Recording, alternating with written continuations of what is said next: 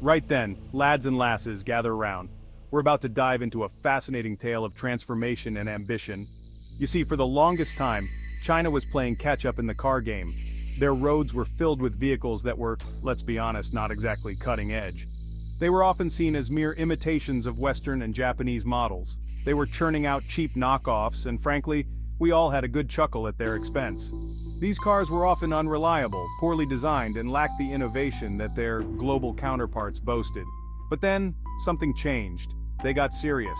They realized that to be taken seriously on the world stage, they needed to innovate, not imitate.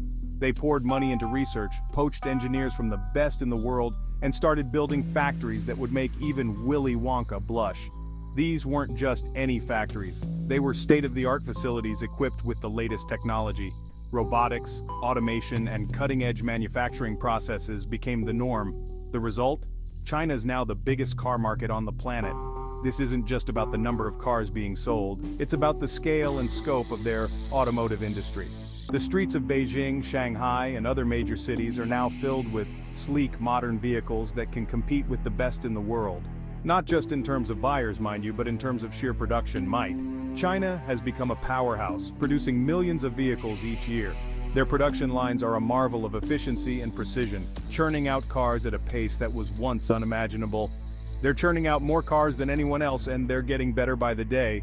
Remember those dodgy knockoffs? Those days are long gone. Today, Chinese car manufacturers are known for their innovation, quality, and design.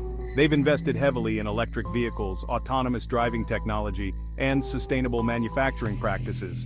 Yeah, those days are long gone. The old factories that once produced subpar imitations are now either abandoned or transformed into modern production hubs. The Chinese automotive industry has undergone a complete metamorphosis, and it's only just beginning. The future looks bright, and the world is watching closely.